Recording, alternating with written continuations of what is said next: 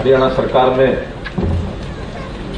मेरे साथी मंत्री डॉक्टर कमल गुप्ता जी, हमारे राज्य मंत्री श्री अनूप धानक जी,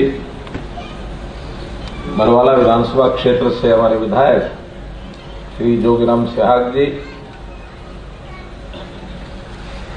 लेफ्टिनेंट जनरल डीपी वत्स जो राज्यसभा के हमारे सांसद हैं, महाराजा अग्रसेन मेडिकल कॉलेज की अध्यक्षा आदरणीय बहन श्रीमती सावित्री जिंदल जी, उपस्थित सभी अन्य सज्जन वृंद, कॉलेज के छात्र छात्राओं, सभी महानुभाव, पत्रकार छायाकार मित्रों, आज जैसा ही हमको जानकारी है ही है कि हम महाराजा अग्रसेन का कॉलेज का जो कन्वोकेशन है, दीक्षांत समारोह है, इसमें उपस्थित हुए हैं। और शायद ये जानकारी भी अपने को होगी ही कि जब से महाराजा अग्रसेन कॉलेज शुरू हुआ है तब से ये दूसरा दीक्षांत समारोह है। इससे पहले सन 2008 में दीक्षांत समारोह हुआ था। तो सबसे पहला निवेदन तो मेरा प्रबंध समिति से है कि दीक्षांत समारोह में इतना गैप न डाला करें। अगर मुझे आपने 5 साल पहले बुला लिया होता तो मैं आ जाता, मुझे तो बुलाया इस बार है, इसलिए। और बुलाने वाले जो महानुभाव हैं हमारे सामने बीच में बैठे हैं, जिन्होंने कहा कि इस बार दीक्षांत समारोह में आपने रहना, मैं आऊंगा। बहुत पहले तिथि तय हो गई थी, लेकिन बाद में आज ही के दिन हमारे रक्षा मंत्री श्री राजनाथ सिंह जी का भी कार्यक्रम पंचकुला बन गया, इसलिए मेरा दायित्व दोनों जगह जाने का था। इसलिए आज थोड़ा सा समय की भी मैंने थोड़ी कमी की है, इसलिए आप मेरी व्यस्तता को ध्यान में रखते हुए इसको महसूस नहीं करेंगे। आज भी पिछले दीक्षांत समारोह के बाद जितने भी मेडिकल कॉलेज के यानी एमबीबीएस छात्र या एमएसएमडी पास करके यहाँ से छात्र गए, उन सबको डिग्रीज दी जाएंगी। जो मेडलिस्ट हैं उन मेडलिस्ट को तो यहाँ सामने ही मेडल दिए गए हैं, 29 मेडलिस्ट हैं, और gold medal, silver medal, bronze medal. और साथ में मुझे अच्छा लगा कि उन्होंने थोड़ा उनको एक गिफ्ट भी दी है। गोल्ड मेडल वालों को 1-1 लाख रुपया और सिल्वर मेडल वालों को 50-50 हजार रुपये और जो ब्रॉन्ज मेडल वालों को 25-25 हजार रुपये। तो एक विशेष परंपरा शुरू की हमने, अच्छी बात है। इस अवसर पर जिन लोगों को भी आज डिग्री लेने का मौका मिल रहा है, जो मेडलिस्ट हैं, उन सबको मैं अपनी ओर से हार्दिक बधाई देता हूं। मित्रों, ये एक दीक्षांत समारोह, वैसे तो बहुत सी यूनिवर्सिटीज में हमको जाने का मौका मिलता है, लेकिन वहां विद्यार्थी एक सामान्य अपनी डिग्री ग्रेजुएशन की हो गई, पोस्ट ग्रेजुएशन की हो गई, आर्ट्स है, कहीं साइंस है, कहीं कॉमर्स है, लेकिन मेडिकल कॉलेज के छात्रों को यानी एमबीबीएस की, एमएसएमडी की डिग्रियां मिलना एक बहुत बड़ा विशेष कार्यक्रम है। क्योंकि जैसा डॉक्टर कमल गुप्ता जी ने भी बताया, हमारे जीवन में एक ऐसा बदलाव आ रहा है। अभी तक जो हम यहाँ शिक्षा लेने आते थे, जब हम प्राइमरी स्कूल में पढ़ते थे, मुझे तो याद है, अब आप लोगों ने देखा होगा नहीं देखा होगा, द्वार के ऊपर एक वाक्य लिखा होता था, शिक्षार्थ आइए, सेवार्थ जाइए। एक वाक्य हमने उस समय पढ़ा, तो वही चरितार्थ करना है कि हम शिक्षा लेने के लिए इस कॉलेज में आते हैं, शिक्षा प्राप्त की, और शिक्षा के बाद दीक्षा में एक संकल्प होता है। अभी शायद यहां भी कोई प्रतिज्ञा संकल्प कराया जाएगा, है कोई कार्यक्रम कराना चाहिए। जो डिग्री लेके जाते हैं उनको एक प्रतिज्ञा, एक संकल्प, दीक्षा का संकल्प ये होता है कि आज के बाद मेरी भूमिका वो जो है बदल रही है। अभी तक हम कुछ प्राप्त करते थे अपने अध्यापकों से, अपने माता पिता से, अपने प्रबंध समिति के लोगों से, हमें अपेक्षा होती थी हमको ये मिल जाए, ये मिल जाए। आज से ये अपेक्षा लेने की नहीं, ये समाज को अपेक्षा आपसे है कि आप समाज को क्या देंगे। तो इसलिए रिवर्स गियर लगने वाला है कि अब देने का काम आया है, हमारा देने की बारी आई है, इसलिए ईश्वर हम आगे बढ़ेंगे। तो निश्चित रूप से कि आज की जो शिक्षा का अंत और दीक्षा का प्रारंभ, जो दीक्षा के बाद ये सेवा का जो प्रारंभ है, वो हमारा अनुभव में कन्वर्ट होता है। और प्रारंभ में ही जितने अच्छे प्रकार से परिश्रम से, मेहनत से समाज के अंदर जाकर के अपनी भूमिका निभाएंगे, उसी प्रकार का हमारा अनुभव बढ़ता जाएगा। और ये अनुभव के बाद हमको सेवा जीवन पर्यंत करनी है, जीवन के आखिरी क्षण तक। आप ये कहेंगे कि हम डॉक्टर बनेंगे, कोई सरकारी नौकरी में जाएगा, कोई अपना काम भी करेगा, तो भी 60-65 वर्ष के बाद तो रिटायर हो जाता है, उसके बाद फिर जीवन पर्यंत क्या। लेकिन डॉक्टर एक ऐसा पेशा है कि जनता को रिटायरमेंट के बाद भी उस डॉक्टर के बारे में धारणा बनती है, बड़ा अनुभवी डॉक्टर है, बहुत अच्छा डॉक्टर है। आखिरी क्षण तक उससे अपेक्षा जनता रखती है। और जनता डॉक्टर के पास खुश होकर नहीं आती है, डॉक्टर के पास तो तब वो जाते हैं जब मजबूर होते हैं, वो मजबूरी उनको आपके पास लेके आती है। और कई बार तो स्थिति ऐसी हो जाती है कि कितना ही आस्तिक आदमी, धार्मिक आदमी होता है, उस मजबूरी में, उस बीमारी में भगवान को भूल जाता है, डॉक्टर उसको ध्यान रहता है और डॉक्टर में उसको भगवान नजर आता है। डॉक्टर ऐसे समय में किसी भगवान से कम नहीं होता है। तो हम लोगों को इस विषय में आगे बढ़ना चाहिए। हमारा ये जो संस्थान है, इस संस्थान के बारे में बहुत कुछ हम सब जानते हैं। एक नामी ग्रामी संस्थान है। इस संस्थान में कोविड के अंदर जो भूमिका बताई हमारे टीटी वक्त साहब ने, बहुत अच्छी भूमिका निभाई है। कोविड में ये हॉस्पिटल जो था, 5 जिलों का एक रेफरल केंद्र बनाया था हमने। जो भी 5 जिलों में ऐसे मरीज हैं, कहीं भी किसी को कठिनाई आती है, तो फिर महाराजा अग्रसेन मेडिकल कॉलेज जो है वो उसका रेफरल सेंटर होगा। यहाँ उसको हर चीज उपलब्ध होगी, हर प्रकार का उसको डॉक्टर उपलब्ध होगा। और यहाँ आप लोगों ने एक से एक, खास करके यहाँ के जो डॉक्टर्स हैं, उन्होंने एक से एक मील का पत्थर ये आगे बनाया है। न्यूरो सर्जरी में यहाँ के डॉक्टर्स बहुत बड़ी विशेषता ये प्राप्त की है सारे देश में। इस मेडिकल कॉलेज का नाम है, जो मुझे बताया गया कि यहाँ के डॉक्टर्स ने ईवीएम बीमारी, जो दिमाग के जो जटिल ऑपरेशन होते हैं, उसमें ईवीएम बीमारी का भी ऑपरेशन किया है। और ये ईवीएम बीमारी जो मुझे जानकारी मिली है, देश में सिर्फ 48 डॉक्टर हैं जो इसको ऑपरेट कर सकते हैं, सिर्फ 48। उसमें आपके मेडिकल कॉलेज का नाम है। और चाहे वो कोविड में हमने सहायता की, चाहे वो आसपास के जिले ही नहीं बल्कि पंजाब और राजस्थान, वहां के जो मरीज भी, उनको हम सेवा देते हैं। इस सारे के कारण से यहाँ की ख्याति इतनी बढ़ी कि गुड गवर्नेंस अवार्ड ये भी इस मेडिकल कॉलेज को मिला। इसलिए हम इसके इतिहास को देखते हुए और अच्छे काम का जो सर दूर जिसकी ख्याति होती है, उस ख्याति को ध्यान में रखते हुए हम अपने मन में एक संकल्प लेकर के चले।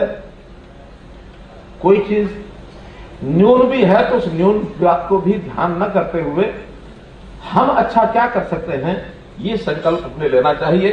कहते हैं कि अंधेरों को कोसने से अच्छा है उनको दूर करने के लिए एक चिराग जलाओ। अंधेरों को क्यों कोसो, चिराग जलाओ, अंधेरा खत्म हो जाएगा। चलो जलाए दीप वहां जहां अभी भी अंधेरा है। काम करने लायक बहुत है। इसलिए मित्रों, हम लोग यहां से शिक्षा लेकर के जा रहे हैं, तो निश्चित रूप से यहां एक अच्छे संकल्प के साथ हम जाएंगे। लोगों के स्वास्थ्य की हम चिंता करेंगे। स्वास्थ्य की चिंता में भी एक पहलू तो है कि बीमार हो गए तब हमने इसको ठीक किया, लेकिन इससे भी ऊपर एक काम है कि व्यक्ति बीमार क्यों होता है, इस पर भी हमको जन जागरण करना चाहिए। कहते चाइना में 18वीं सदी में डॉक्टर्स को किस बात का पैसा मिलता था कि उनका एक एरिया तय होता था। इस एरिया में कितने लोग बीमार हुए, कितने लोग स्वस्थ रहे, उनके एरिया में जितने लोग स्वस्थ ज्यादा रहेंगे उसका पैसा उनको मिलता था, जो बीमार नहीं हुए। संयोग से हमारे देश की प्राचीन संस्कृति, उसमें एलोपैथ की बजाय आयुर्वेद का एक बड़ा स्थान था। आयुर्वेद की भूमिका भी यही थी कि व्यक्ति स्वस्थ रहे, अस्वस्थ न हो। बहुत प्राचीन पद्धति में हमारे जितने भी चिकित्सक हैं, जितने आयुर्वेदिक डॉक्टर्स हैं, जितने वैद्य हैं, उन्होंने इसके ऊपर बहुत बड़ी महारत हासिल की है कि हम व्यक्ति को बीमार नहीं होने देंगे।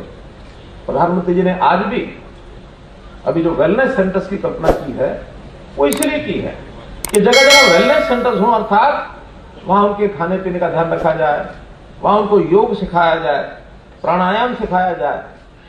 क्योंकि बीमार केवल शरीर से आदमी नहीं होता, बुद्धि से और मन से भी होता है। मन, बुद्धि और शरीर, ये तीनों ठीक रहने के लिए स्वस्थ जीवन, इसकी हम कल्पना करते हैं। लेकिन एक दुर्भाग्यपूर्ण स्थिति और भी आई है आजकल कि एलोपैथी और आयुर्वेद का एक जोर टकराव भी बना हुआ।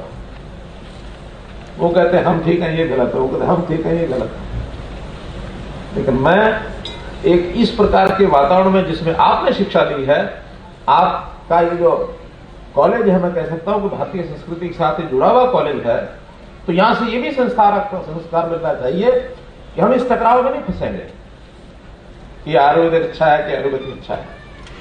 जो अच्छा जहां से मिले उसको ले लो। हम समन्वयवादी हैं, वो भी ठीक है, ये भी ठीक है, हम भी वादी हैं। हम ऐसे नहीं है कि हम ही वादी हैं, मैं ही ठीक हूं। We believe in allism, not in onlyism. अगर आयुर्वेद में अच्छी चीजें हैं तो उसको भी सीखिए, समझिए। हमने तो बल्कि इस बार मेरे बजट भाषण में मैंने कहा था कि हम एलोपैथी और आयुर्वेद को एक समन्वित एक शिक्षा का एक सिस्टम बनाएंगे और किसी न किसी यूनिवर्सिटी को उसको आगे करेंगे ताकि दोनों प्रकार के चिकित्सा पद्धति के लोग बैठें और समन्वय करें क्या ठीक है। एक लेवल तक आयुर्वेद बहुत ठीक है, क्या खाना क्या नहीं खाना, यानी खाना ही एक प्रकार का, वो कहते हैं कि भोजन को औषधि के रूप में अगर आप प्रयोग करेंगे तो बीमार नहीं होंगे। हमारे पुराने समय में दादी नानी ये बताया करती थी कि बेटा रात को ये खाना, दिन को ये खाना, सर्दी में ये खाना, गर्मी में ये खाना, ये खाना तो इसके बाद ये नहीं खाना। ये सारी पद्धति हमारी प्राचीन है और खान पान से हमारे शरीर का जो सिस्टम है बहुत प्रभावित होता है। तो आहार ही औषधि है, ये अंडरलाइन वाक्य ये आयुर्वेद का है। और इसी प्रकार से जैसे मैंने बताया, योग, प्राणायाम, आसन, ये हमारे शरीर को निरोगी रखता है। तो हम रोगी को ठीक करने के लिए आगे बढ़ रहे हैं, बढ़ना भी है, क्योंकि रोगी भी उसकी आवश्यकता है उसके रोग को ठीक होना। लेकिन इससे ज्यादा ध्यान जाना चाहिए कि शरीर रोगी न हो, निरोगी काया ये कैसी रहे, इस ओर भी हमारी इस पद्धति को जरूर ध्यान देना चाहिए। तो निश्चित रूप से हम ऐसे काम को करते हुए किसी भगवान की भूमिका से भी कम नहीं है, समाज की सेवा करना हमारा काम है। हम इस डॉक्टरी पेशा को व्यवसाय न बनाएं। कई बार डॉक्टर सोचते हैं कि कहां से अच्छी आमदनी होगी वहां जाएंगे। मानो अगर ये मन में आ भी गया, पैसा कमाने में हर्ज नहीं है, लेकिन किससे कमाना किससे नहीं कमाना, ये विवेक जरूर ध्यान रखना है। आज समाज का बहुत बड़ा वर्ग ऐसा भी है जो हमारे इस चिकित्सा पर आने वाला खर्च उसको अफोर्ड नहीं कर सकता और होड़ में अच्छे से स्थान पर जाकर के इलाज कराना चाहता है। उसको भी अपना जो प्रियजन है उसको बचाना है, किसी भी तरीके से बचाना है, उसके साथ उसका लगाव है, सब कुछ बेचने के लिए तैयार हो जाता है, कर्ज लेने के लिए तैयार हो जाता है। लेकिन उसके ऊपर आर्थिक बोझ न पड़े, सरकार ने इसके बारे में, प्रधानमंत्री जी ने सोचा है कि हर गरीब परिवार का 5 लाख रुपए का जो स्वास्थ्य बीमा है आयुष्मान भारत के नाम से वो उन्होंने कराया है, हर गरीब परिवार का। हमारे यहाँ जब ये आंकड़े आए तो एससीसी डाटा में हरियाणा के 15.5 लाख परिवार उसमें थे, लेकिन जब उसको सबको मिलान किया गया तो 3-4 लाख परिवार तो अब उपलब्ध ही नहीं हुए। उस समय नाम आ गया होगा, या तो उस आयु से बाहर चले गए या यहां से बाहर चले गए, ट्रांसफर हो गए, उसमें से सिर्फ 10.5 लाख मिले। लेकिन नए सिरे से हर एक परिवार की आय कितनी है, हमने बीपीएल का पैमाना बदला जो 1,20,000 रुपए का पैमाना था वार्षिक आय का, उसको हमने 1,80,000 किया है। उस 10.5 लाख को हम 22 लाख परिवार आयुष्मान भारत में लाने जा रहे हैं, ताकि 12 लाख परिवार और इसमें जुड़ जाए, हरियाणा सरकार इसका खर्च करेगी। मित्रों, विषय बहुत लंबा है, लेकिन जैसे मैंने बताया कि समय के अभाव के कारण से शायद मैं आगे न बढ़ पाऊं। अब एक अंतिम जो विषय मुझे जिसकी चर्चा करनी है वो ये मेडिकल कॉलेज, महाराजा अग्रसेन के नाम से चलने वाला मेडिकल कॉलेज, मैं मानता हूं सेठों का कॉलेज है कि नहीं है जी? और सेठ सारे देश को, सारी दुनिया को चलाते हैं, तो ये मेडिकल कॉलेज क्या बात है, बहुत सामान्य बात है। लेकिन फिर भी कोई भी विषय रहा होगा, इन्होंने मिलकर के योजना बना के सरकार को इसके साथ जोड़ लिया। हमने कहा ठीक है, जुड़ जाते हैं।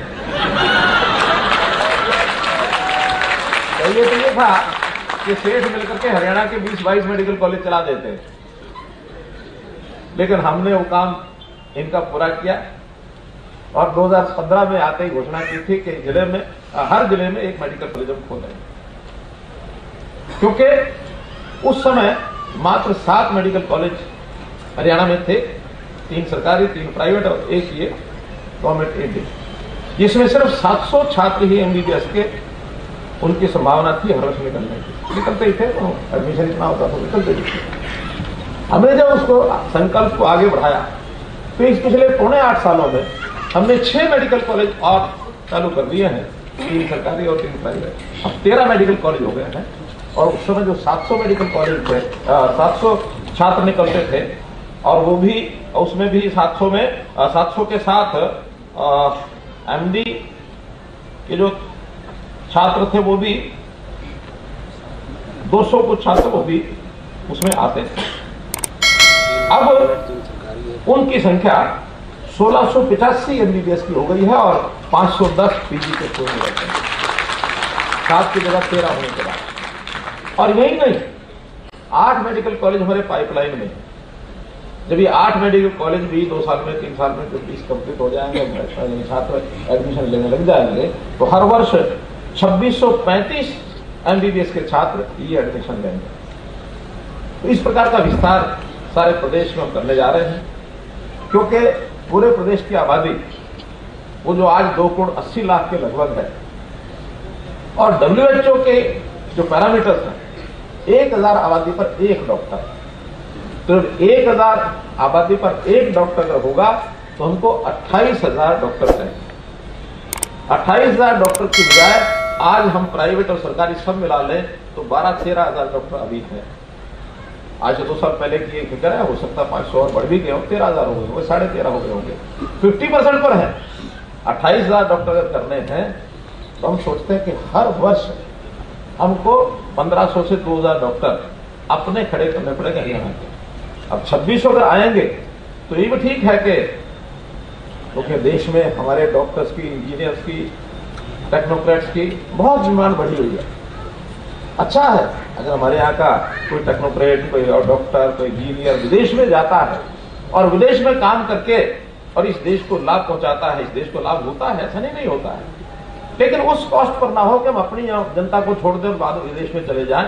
तो दोनों चीजों की आपूर्ति हो सकती है। अगर 2600 विद्यार्थी एमबीबीएस करके निकलेंगे और उसमें 1000 बाहर भी चले जाए और 1600 हर साल यहां भी बढ़ जाए तो हम उस 28,000 का आंकड़ा छू पाएंगे। तो इसलिए बहुत बड़ा बजट हमने हेल्थ डिपार्टमेंट का और मेडिकल एजुकेशन का ये बनाया है, उसमें कहीं आपत्ति नहीं है। और मैंने यहाँ के जो अपने प्रबंध समिति के लोग हैं, रतन जी से मेरी बात हुई है, उनका आप चिंता मत करिए, सरकार जितना लगाया, बाकी हम लगाएंगे, हम इस मेडिकल कॉलेज को खूब भरपूर चलाएंगे, अच्छे प्रकार से चलाएंगे, हर प्रकार की सुविधा बढ़नी ही चाहिए। तो अभी जो मैनेजमेंट की एग्जीक्यूटिव बॉडी की जो मीटिंग हुई है चंडीगढ़ में, यहाँ के लोग गए थे, तो उस दिन जितनी भी डिमांड्स हैं उसके ऊपर विचार किया गया। कुछ डिमांड्स पर फाइनल कर लिया गया है और कुछ अभी भी विचाराधीन है, जिसको विचार करके बता दिया जाएगा। अभी जो नए मंजूरी हो गई है उसके अंदर कुछ चीजें मैं बता रहा हूं। Construction of building for sub specialist block of cardiology, nephrology, gastroenterology, cardio thoracic surgery, paediatric surgery, arthroscopy, यानी जितने भी साइंसेज है इनकी जो बिल्डिंग का खर्च है 25 करोड़ रुपया, इसको ये हमने मंजूर किया है। Construction of hostel for students 17 crore रुपया इसके लिए मंजूर किया है। Replacement of existing purchase of new equipments 23 crore रुपया इसके लिए मंजूर किया है। फर्नीचर फिक्सचर इसके लिए 4 करोड़।